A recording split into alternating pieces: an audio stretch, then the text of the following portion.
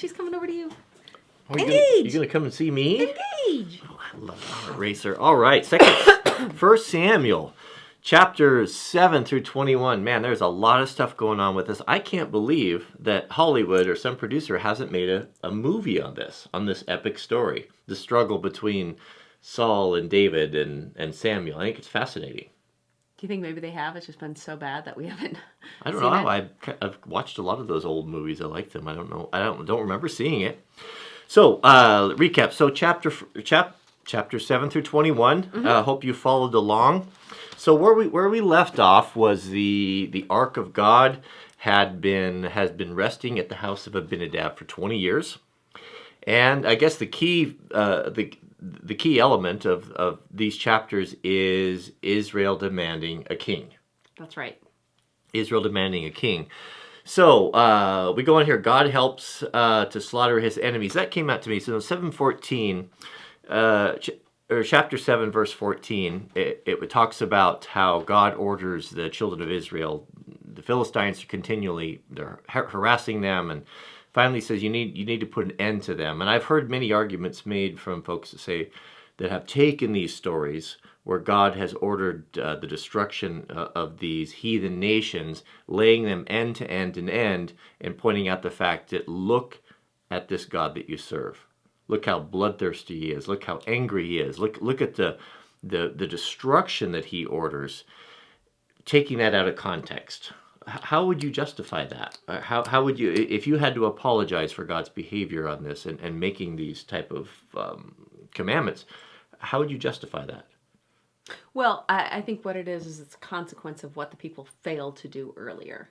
Because God, it says he does not delight, later on it says he does not delight in sacrifices, he delights in obedience. So if you're obedient in the beginning, then often the unintended consequences don't occur later. So here one of the unintended consequences was that people who, not that they shouldn't have been born, but that they shouldn't have been there to cause trouble, that the Israelites were supposed to be in this land, but instead it was lived in by their enemies, and now they had to get rid of their enemies so they could actually be where they were supposed to be. Since they failed to follow through before, now they actually have to follow through. And unfortunately, the consequences are much worse now because they failed to do what they were supposed to do before. The consequences are worse. An analogy that comes to mind, let's say you smoke 3 packs of cigarettes a day for 40 years, right? And then at the end of all of this, you have a terrible lung cancer or a tumor or something as a cause of this, and a doctor has to come in and to remove one of your lungs. Right. So taking the... And you say, well, I stopped. Yeah, taking the cause, right?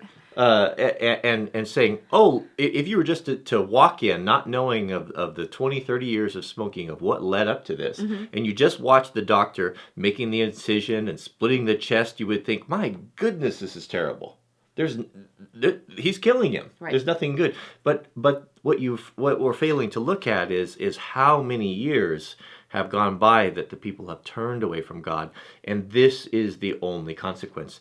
But this is the only thing that will work. These people are perverting Israel, and the only way to save them is to have it out. That's right. And the solution looks horrific, but really it's something that looks awful but is good. Right. And I think the other thing too is like if you were never a smoker and you got lung cancer, you're getting that consequence perhaps because of other people's behavior or because there's evil in the world. And that doesn't mean that you have necessarily done something wrong. But just because there are consequences doesn't mean that those consequences only affect you. Right, and not only for bad, but for good as well. Correct. You know, the Bible says the rain falls on the just and the unjust. Right. So if you have a righteous neighbor and God is blessing him, if your land borders him, you might receive the benefits of that as well. And there was a book title, I haven't actually not read it, but when bad things happen to good people. Yeah. And it happens. It's a tragic thing. Yeah, and just because it happens, it doesn't mean that God's ordained it. Right. Well, the interesting thing, you know, on chapter 7, verse 14, it says, after God had ordered the destruction of the Philistines, that there was peace. And that really stuck out to me, that yes, it's bad to have to go to war, it's bad to destroy all of these people and their animals and everything that they have, but what's the result of it? There was peace afterwards. It's kind of interesting. So Samuel is now the prophet, and Samuel is judging Israel. We don't have a king yet, and what it means for Samuel, I mean, he would have been, as I would imagine it, kind of a circuit rider. He would have been going around from from Dan to Beersheba to the different families or the different whatever, I don't know what they're looking for, and dealing with their issues and solving problems and all that sort of thing. And so Samuel has two sons, Joel and Abiah. And again, we see the same pattern that's so common with the prophets of God, is that his sons turn out to be kind of rotten. Yeah. What is this? I don't know. When I was reading, I was thinking about that, and you know, there's always that people say, you know, oh, it's the pastor's kid. It seems like it's always the pastor's kid who is getting into trouble or getting into mischief and is notorious in the town. Have you heard that before, right? Yeah. And I wonder if it's not from, we got to be careful. I think those people that are called into the ministry of the service of God, not to neglect our own. Right, that they're so busy helping others that they don't help their own. Yeah, and you can justify it, and society will agree with it, and the church will agree with it. Well, when they see a guy that maybe he's an evangelist and he's on the road 10 months, 11 months out of the year, and they think, look at all the good he's doing. Look at all the souls he's saving and all the people that he's bringing to Christ, where neglecting his own family. What is our calling? Does God condone that? Is it okay to say, well, you neglect your own family and the raising of your own children because I have a more important work for you to do? No. Or is that something that we take upon ourselves? Oh, I think we take it upon ourselves, clearly. Yeah, I think so too. So his two sons, Joel and Abiah, it says here that they chased money, they took bribes, and they perverted justice. So the people are not happy with this. They're seeing these two sons, just like we had with Hophni and Phinehas in the previous chapter, that they don't want to deal with these guys. Right. And so they say, give us a king. Yeah, you were great, Samuel, but you're old, and we don't want to have your sons. Make us a king. Right. Well, I think we should read chapter. No one likes to read it. I'm not going to read it here. But anyway, so Samuel goes to God, and he's very upset about this, and he thinks that this is reflecting poorly on him. He feel like he's been slighted. But God says to him, don't worry, Samuel. They're not rejecting you, but they've rejected me. I would to be a king over them. And then he goes on. But I mean, Samuel still fights for. He's going to take everything you've got. He's going to take a tenth of this. He's going to take your women. He's going to take your men. He's going to take your family. Do not desire a king. I mean, very short-sighted of the people. They're thinking, okay, so we don't like this responsibility of coming out to fight all the time and do all these things. Give us a king so he can do all of that stuff. And it's very short-sighted because as Samuel reminds them, it's like, it's going to be just like it is now, but it's going to be worse. Right. He's going to take a tax from you. He's going to take your sons and daughters. He's going to make your daughter, as the King James puts it, he's going to make them confectionaries, and he's going to take your land, and it's going to be like it is now, but much worse. God is not exacting all these things from you. Right. But they persist, and getting back, what's the question? What's the point of all this that we're trying to get to is, what does this say about the character of God? Does God become angry with them and punish them for their insolence? No, he says, all right, you want a king? You can have a king. Every man, go to your city. Let's get this taken care of. The thing that I think is so charming, that speaks so well to God, he could have say, okay, you don't trust me. You don't want me to be your God. I'll show you how bad things can be. He doesn't give them a second-rate king. He doesn't give them a guy of vacillating character or that's puffed up or very prideful, so that king. He doesn't set up a king to fail so that he looks better. He gives them, even though it's not what he wants, but they're demanding it. He gives them the best possible candidate. Head and shoulders. Saul says he's head and shoulders above everyone else. He's big. He's a physical specimen. When they look at him, they respect him, even if they don't know him. As it starts out, he's very humble. When he's called, what does he say? He's like, he goes and hides. Why would you pick me? I'm from the least of the families. I am the lowest person. He didn't esteem himself very highly. Mm-hmm. And it goes on when they go through that whole process of picking him. so concerned is he and so self-conscious is he that when they're looking for him to anoint him as king, he's hiding. The King James says, and they found him, he was hiding in the stuff. Yeah. Or hiding in The barrels or in the something, yeah. luggage. They find they had to go and grab him by the ear and drag him out and anoint him as king. So God chose someone that had a very humble heart and someone that he In the could work beginning. with in the beginning. In the beginning. In the beginning. Which is sad. And I think, we will see that Saul changes throughout this story. But he continues to remain a good leader militarily. Yes. He just doesn't have a good heart. Yes. So I think one of the things that's important is just because you're good at one thing doesn't necessarily mean you're good at another. Or that you can become good in one thing and lose the other skill or trait that you might have. And it's important to Yes. remember that we need to work on all aspects and not just one aspect or the other. Yeah, and I think it's a good point, and I think it also points out that we never arrive, Right. or we've never made it. Just because God may bless us in many different ways and give us talents that we could do incredible things for Him, but we're not to rest on those laurels, and we're not to start looking upon the success that God has wrought through us and claim it as our own. Yeah. And the thing is that the more God is going to ask of you to do and more expect of you, the more the pushback is going to come from the adversary. It's true. He's going to take those things. The devil is really good about perverting the things of God.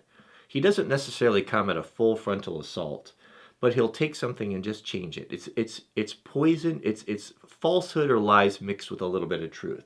So it's easy to drink. I mean, the analogy is with the drop of poison in the water. The rest of the water Yeah, tastes great. I mean, if he were to put a glass before you and it's got the skull and crossbones and it's black and bubbling and steam is coming off of it, are you going to take a draft of that? No. No, but the water will be 99% pure, but the one drop of cyanide is just as deadly. Right.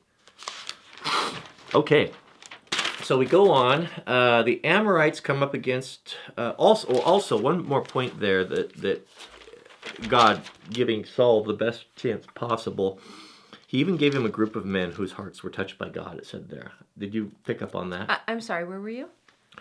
So he gave a group of men to Saul whose hearts God touched. So basically an entourage of men that were going to be faithful and loyal to him and causing more respect. When you show up with I don't know how many there were, 20, 80, 100 armed men that are devout followers to you, that are resolved to follow you into death, it gives you some certain bit of credibility, right? Absolutely. Yeah. Absolutely. Let's see here. So And just like a fact to throw out there, Saul was 30 when he became king. So we've seen throughout this that like the age of 30 is like when men became men, when men were ready to do some type of leadership. I'm not exactly positive, but I think 30 is when you could start becoming a priest. So 30 is a very important age. It seems like you're kind of an apprentice to manhood until 30. Yeah, and that's when Christ started his ministry. That's right. Respecting that tradition. And he reigned 42 years, Saul did.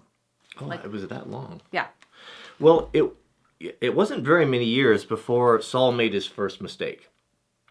And so this was very important. This was very symbolic, what he did. It may not seem like a big deal on the surface, but it was a big deal when Saul took it upon himself to make the sacrifice. Yeah. So, Samuel tells him, okay, we're going to go up against this, we're going to raise the army, and we're going to go against our enemies, and I'll meet you at this certain place, and we'll have a sacrifice as God ordered it, and then we'll go up. Right. And I'll be with 7 days. 7 days. I should be there within 7 days. Saul's waiting, and he's getting impatient, and he's starting to show his weakness of character. Yeah. We can read into it. The people are all gathered there. They're anxious to get started, and they start probably pushing him. Well, Saul, why don't you just do it?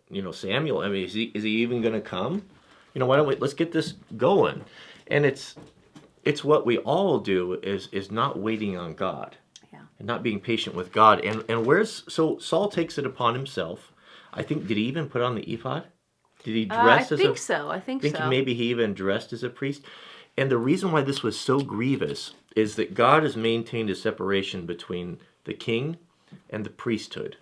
Very, very separate things. No one man can have those two titles. There's only one, and that's Christ. Right. So the thing that really points to Christ, or when he comes, that makes him unique from anybody else, one of the key factors is that he is priest and king. And this was Saul basically taking it upon himself to do both. And God wanted that distinction to be maintained all through the ages and not to be violated, and Saul violated this, and this was a very grievous thing. Well, and I think it really interesting for you to say like wait on the Lord, because Samuel had hereto everything he had said to Saul had been true. It had been from the Lord telling him what to do, what's happening, and he said, wait 7 days and I shall be there. And Saul is like, time is gone. I'm no longer waiting.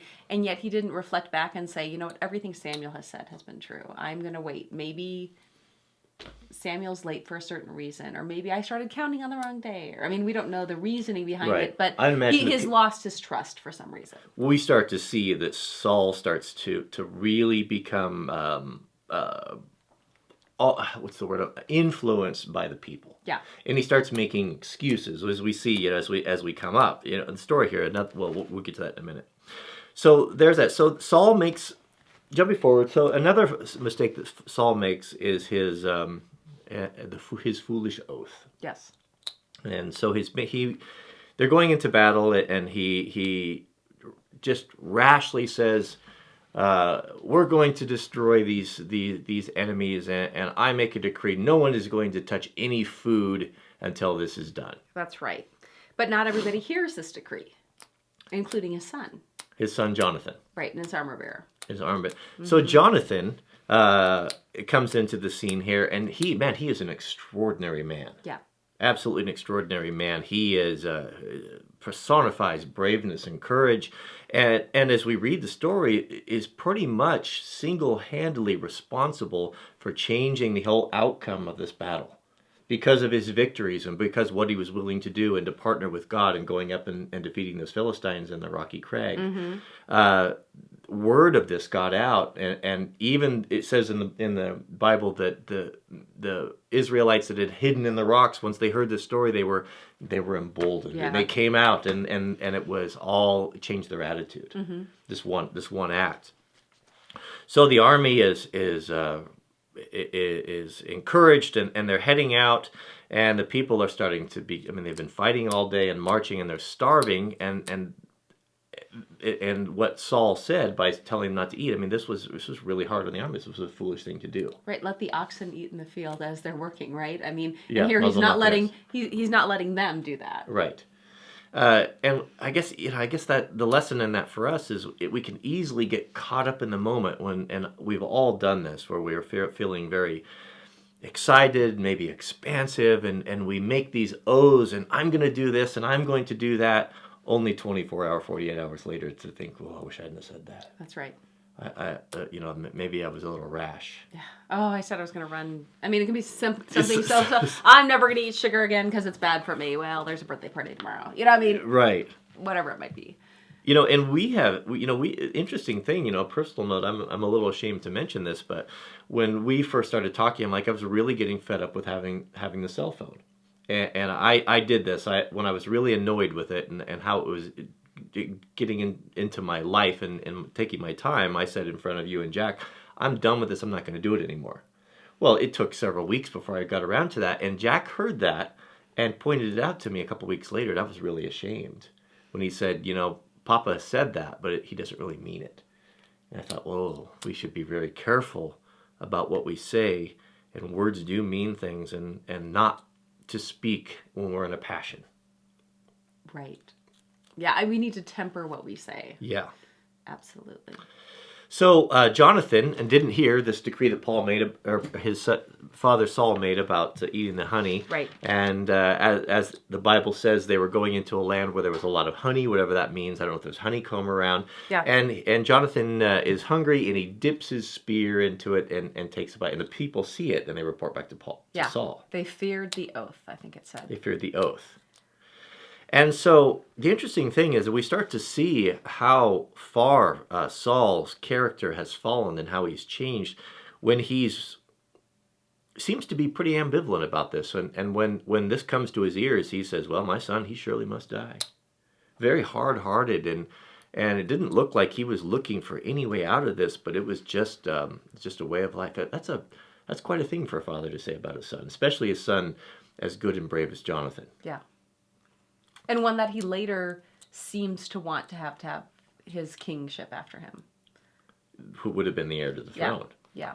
Yeah, and I mean, when kings of old, from all the time, the one thing that's always on their mind is who's going to be my heir? Who's going to be my heir? We got to make sure, I mean, wives and women and countless things have been done to procure these things, and people murdered and intrigue and all that just to maintain these family lines. So I thought that was kind of interesting. Well, and one thing that I thought was pretty interesting in this is as we're reading about Saul's character going downhill, in 13:14, the Lord had sought for himself a man after his own heart.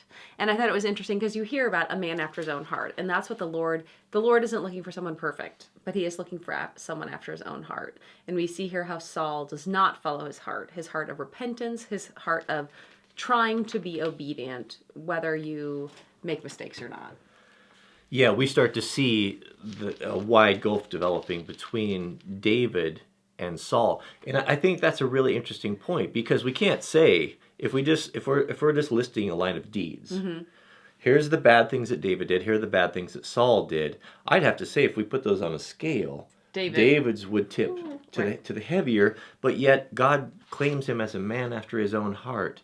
Well, and I think the other interesting thing is that, like, when you just read this on the surface and you see that Saul decided to do the burnt offerings on his own, like, it looks like he is trying to be obedient because face value he wants to make a sacrifice, he wants to do this. And later on, I think it's in 15, I really like it, where it says, like, to obey is better than sacrifice. So he's doing the sacrifice, but that doesn't mean he's obeying. He's obeying what he wants to do, not necessarily not even what the Lord wants him to do, but he's obeying what he thinks he's supposed to do, rather than what the Lord has placed on his heart. There's a big difference. The Lord wants, it's so hard to explain, but the Lord wants all of us. He doesn't just want our actions, right, but he wants our heart as well. It seems that Saul is sticking his finger up and judging what the political winds are, and it is his decisions and what he's doing is just blowing around, right, changing. Where David he held fast to those things. Just the contrast. Look at how many opportunities David, we're skipping ahead here, had to get rid of his antagonist. Yeah, many.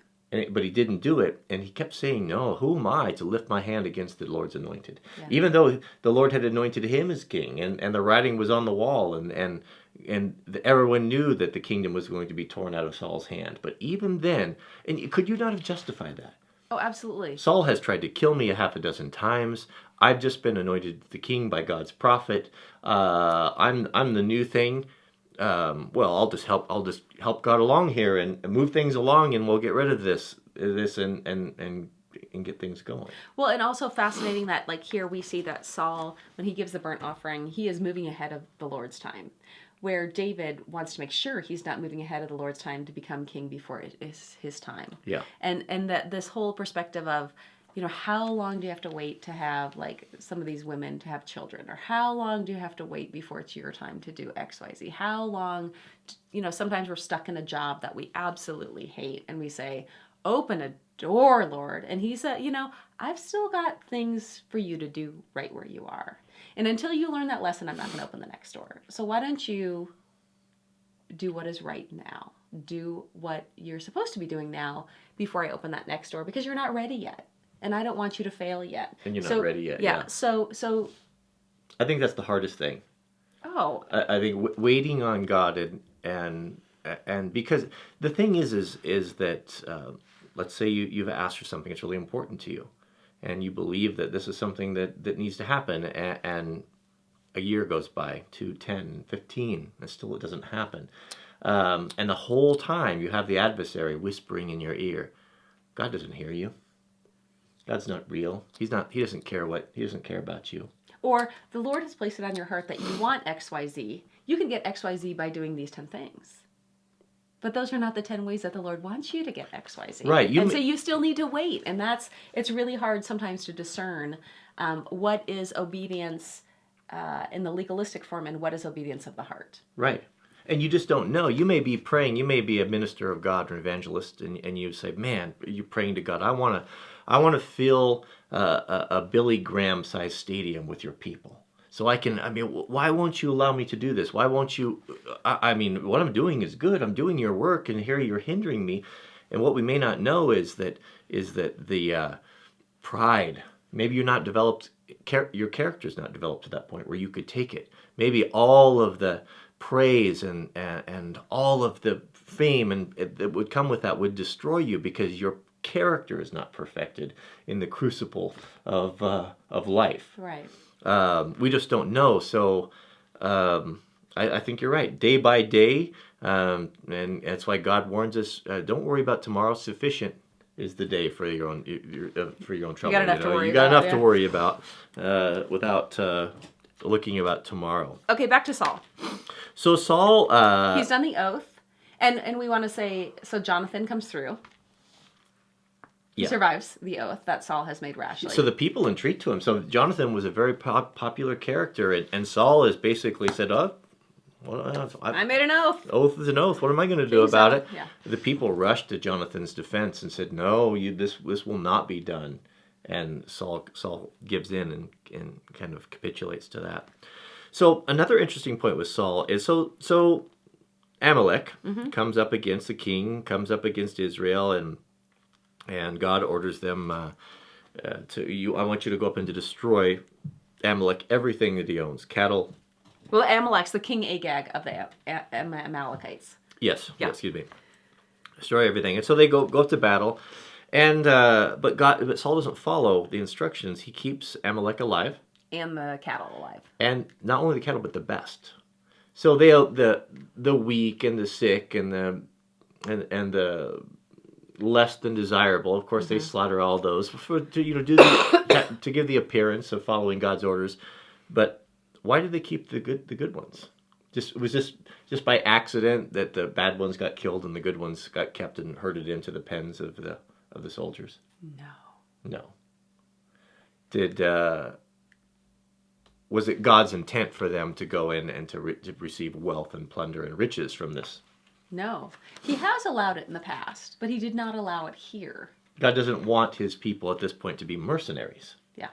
He wants to, yes, this is a grave business, but you need to understand that this is not for personal gain that you're doing this. This is for spiritual gain. Right.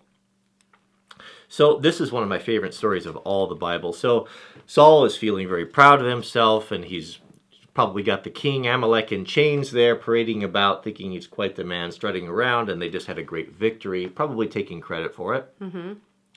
Here comes the prophet. And I got to read this because the way the King James puts it is so wonderful.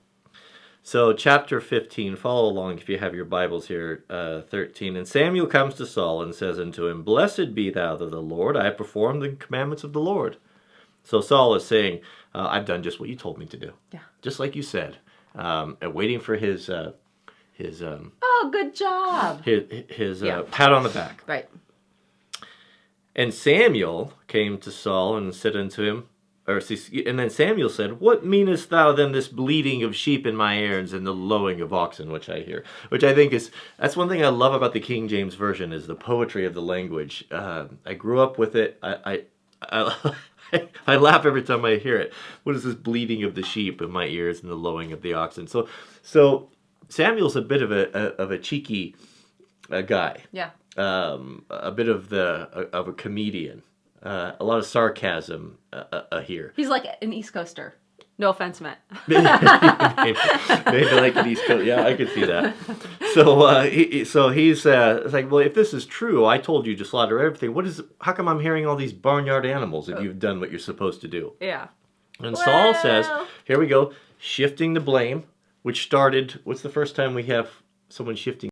I don't know where it shut. We got to back up a little bit. Yeah. I said, when was the when was the first time we started shirking responsibilities in the Bible? As you said, it was Adam. Right. Well, here's the fruit. And you know what? I ate this fruit, but you gave me this woman who convinced me to eat this God fruit. asked Eve, did you eat of the fruit? Yes, I did. Adam, did you eat of the fruit? Well, I did eat of the fruit. My wife, but it was because the wife that you gave me, she gave it to me. And if you wouldn't have given me this woman, I wouldn't have eaten it.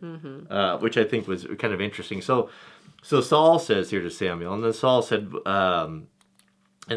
they have brought them from the Amalekites, and the people spared the becks. I lost my place. The best of the sheep and the oxen to sacrifice to the Lord your God, and the rest we have utterly destroyed. Right. The rest we followed through on. Yeah, and it wasn't that we're not keeping these things for ourselves, but we wanted to. I was ashamed to let them go to waste. We thought we would keep them, and so we could sacrifice them to God. Yeah. And then have a steak dinner. That's right. So this is the tipping point here, where the proclamation is made that the kingship is going to be taken away from Saul. Well, and the thing to me that is here, it's like, you know what? I'm tired of your excuses. Your excuses are not the truth. Yeah. And it would have been, and I really believe, I mean, from what we've seen from the character of God and what we'll certainly see with how he acts with David, I really do believe, and I don't have a verse for this, had Saul owned this, I think God would have persevered with him. From when we're looking about, we can't lose sight of what are these stories telling us about the character of God. That what we're starting to see here, to me, is that God is not an angry, arbitrary, severe, unreasonable person, right, or God, but he's willing to continue to give and to make allotments and to change his plans to accommodate the wills of the people. We're starting to see a God here that is not thundering, waiting to kill someone, but a God that is doing everything in his power to work with these people to get them where he needs them to go, but still maintain their free choice. Well, and also that it's okay to have doubts. You know, if you're Gideon and you need a lot of fleeces, he will give them to you. So had Saul had doubts and said, like, I don't understand why I need to kill all these and I can't keep them. It doesn't say, but I would doubt that the Lord wouldn't say, this is the reasoning. Go forward and do it. And then had Saul done it. But Saul didn't say, I don't understand why I need to kill him. This is a great reason I'll kill him now. He just does his own thing. What can you do with a man, let's say you own a business and a manufacturing business. What can you do with a man who won't listen to you and won't do it? And every time he puts his hand to some expensive piece of machinery, he breaks it. Yeah. And you tell him, like, don't do it this way. There is a way that seems right to you to do it, but that way is not the right way. It needs to be done this way. Right. And you need to do it exactly how I tell you, but he doesn't do it, and he doesn't do it, and every time he's costing you hundreds of thousands of millions of dollars. What can you do with a man like that? Yeah, you can't have him in that position anymore. You can't. Right. You have to move on to someone else. Right. And that's what you have. That's what you have with Saul here. He's a breaker. He's not following the rules, and God can no longer use him. It's not that God hated Saul. Right, and then, I mean, the Lord says, I greatly regret that I have set up Saul as king, for he has turned back from following me and has not performed my commandments. And it grieved Samuel, and he cried out to the Lord all night. So, I mean, it has grieved the Lord. There is regret. There is sadness. That this is not something that they say, oh, well, Saul didn't work out. They are saying... I think that's a great point, and I hadn't picked up on that. But what's showing us about the character of God is that he's real. He wants the best. How many strong men, Joseph Stalin, Hitler, would come publicly in a book like this before his people and talk about how he's sad about something, right? How he wished he hadn't done something or wished he had done something different.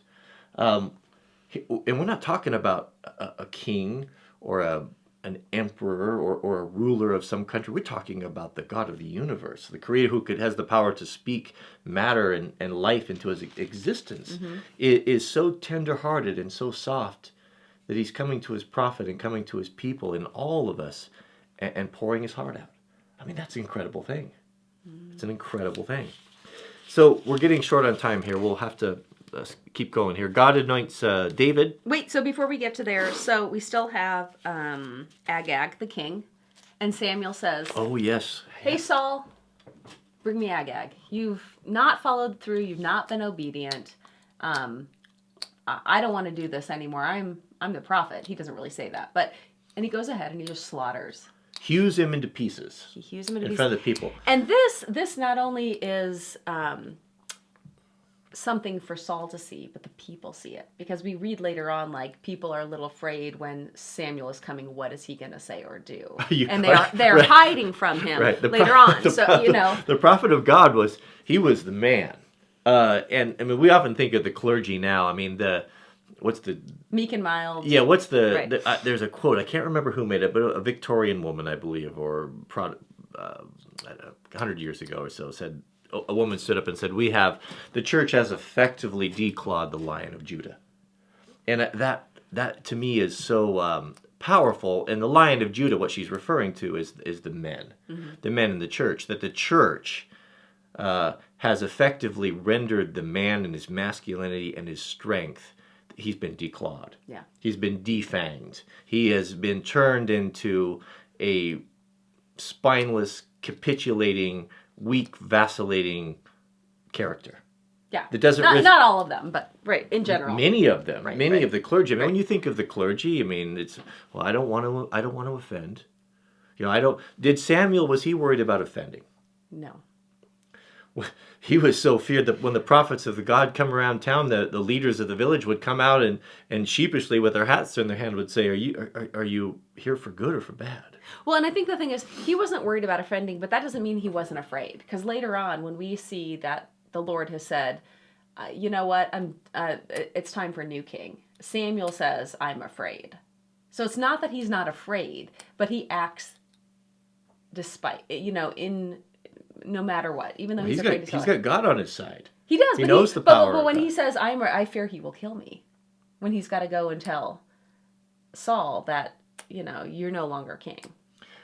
I don't remember that one. 16. Read that for me, please. 2. And Samuel said, how can I go? If Saul hears it, he will kill me. But the Lord says, take a heifer with you and say, I have come to sacrifice. I'm sorry. I thought you said that Samuel was afraid that God was going to kill him. No. But I mean, what I'm saying is, even though he wasn't without fear, yeah. Even though Samuel might not have wanted to do some of these things, he is obedient nonetheless. Right. Yeah. So the prophet of God, we'll finish up the story. We're not going to get all the way through. He commands that King Agag be brought out and grabs a sword and he hews him into pieces. So, effective evangelism. Yeah. Is that? I perhaps wouldn't phrase it like that. Was it effective evagelism? I don't know if it was evangelism, but it was effective. Did God command Samuel to do this? Why was this done? Why was this necessary? I mean, I think this was necessary for many reasons. One was to show Saul, talk about sacrifice, but we need obedience. This is what obedience looks like. So it's a message to Saul. It's also a message to the people to say, Saul is going to lead you astray. Don't follow what he is doing. Don't heed his voice. Follow what the Lord is telling you to do. So it's a message for Saul. It's a message for the people. It's also a message to the enemies. Because when they bring Agag forward, Agag is feeling like, whew, time is gone. They're not going to kill me. They're going to let me live, even if it's a prisoner. No. And now all the enemies say, you know what? Even if the people of Israel do not listen to the Lord is still in charge, mind you. That's what spoke to them. Kind words, kind gestures, mercy, and forgiveness.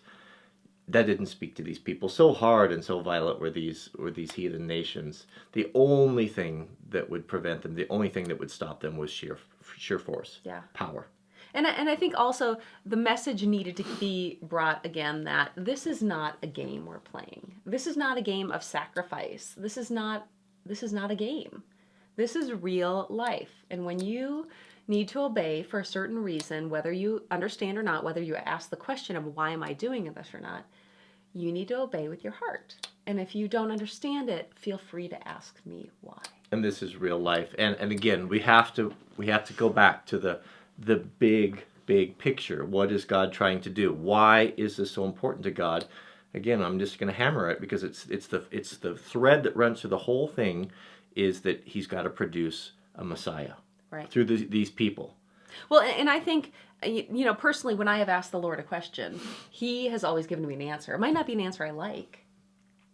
It might not be what I want to hear, but there's always my questions will not offend Him. Yeah, no, so I think, in this, we might not understand why the Lord is asking something of us. But if we ask Him, He will answer to the best of our ability, not His ability, because but our ability. We're children. Right. And it's just like our own children. You go into town, of course we deal with this. Can we get an ice cream? No, we can't get an ice cream. Oh, well, the child thinks that ice cream would be good for him. That would be a great thing for him to have. He can't think of any reason why he shouldn't have ice cream. But he's a child. Right. He doesn't understand the health risk. He doesn't understand tooth decay. He doesn't understand all of these things, how sugar affects him negatively. But his parents do. And so when we go to God with these demands, I want this thing, I want my ice cream. It would be good for me. What's wrong with ice cream? Everything in society is talking, everywhere you go, everyone's handing kids candy. I mean, they're just programmed from the time they're little that this is a great thing. There's no bad... Free cookies at Safeway in the grocery department. No downside. Lollipop at the bank. There's... We can't go to a store without someone saying, can you... At least they ask now. Yeah. And they didn't... Would your son like to have a candy? Would you like to have a free coupon for a Dairy Queen ice cream cone? I mean, it's constantly battle. So the child is programmed to think these are good. We're programmed to think that things that the world tells us are good would be great for us, but God knows better. Okay. And we have to grow up and stop being children and think, okay, well, maybe the thing that I'm asking for me would destroy me or hurt me in some way. And my Father, I trust Him enough that He knows, He's the parent, He knows what's good for me. That's right. He doesn't want us to remain as children. Ultimately, He would like us to get to the point where we can stand next to Him and say, this is no longer a temptation for me, or this would no longer be a foolish request that I would make because I'm grown up, I'm mature enough to know that this would drive me from you. Right. This would drive a wedge between our relationship, and I agree with you, God. Yeah. And Jack will reach a point, our kids will reach a point where he'll hopefully figure out that I don't need to ask for the ice cream anymore because I'm grown up enough, I'm mature enough to know that this is just something that's not good for me and I don't need it. Right. So I think it's a good place to end. We're way over time. We can't. We have to. We're gonna have to. There are no rules. So apparently, it's not one book a week. It will. We get through what we get through, and some may go faster and slower, but we don't have to rush through it. So, all right. If it takes 3 years to get through this, it takes 3 years. Right? What else do you have to do? So let's pick up here. So join us. So the next week's reading assignment is going to be, where do we make about it to? David. So we're at 16. So we'll go 1 Samuel 16. And there's too much in here to rush. Through 21. Through 21. Okay. Yeah, let's do that. David Fleet. Yeah, let's do that. 16 to 21. Read that. That's your reading assignment. And about next week.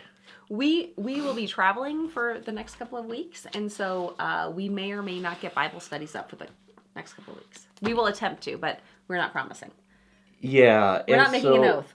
We're not going to make an oath. And so how are we going to notify we will notify on Facebook.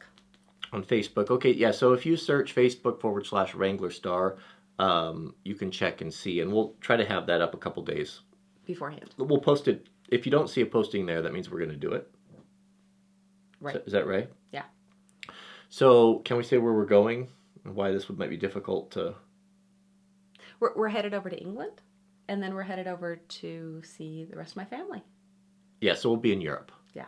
In the Netherlands. So we'll do it if we can. I mean, I know it's... One thing we got from the open house, or the... Mother Earth News was from you guys that are following along, was that this is really important. And man, we received some fantastic letters last week from some of you who are shut in. They're not able to get out, and there's a combination of that it's either you have physical problems or things or sicknesses or illnesses that are not allowing you to get out and to fellowship with God's people or to go to a church, and that this is something that you really look forward to. And man, we really took that to heart. And we look forward to it too. It's great for us to not only just read, but to study. Yeah, it is. It's making us accountable and forcing us to sit down and spend time. So I'm glad. Okay. I'm glad for it. So, all right. Well, let's join us in prayer, and then we'll sign off. So, dear Father in heaven, we thank you for this opportunity, and we thank you for these stories that you've preserved through the ages. Help us to see these stories and how they relate to you. Show us how you treated your people and how loving and long-suffering and patient and kind you are to us. And we know that you've promised that you're the same yesterday, today, and forever. And the way that you treated these characters in the Old Testament, we can expect you to treat us the same way. So we thank you for these stories, and we thank you for the opportunity to read and to speak with your people. So I ask these, give these thanks and offer these blessings in Jesus' name. Amen. Amen.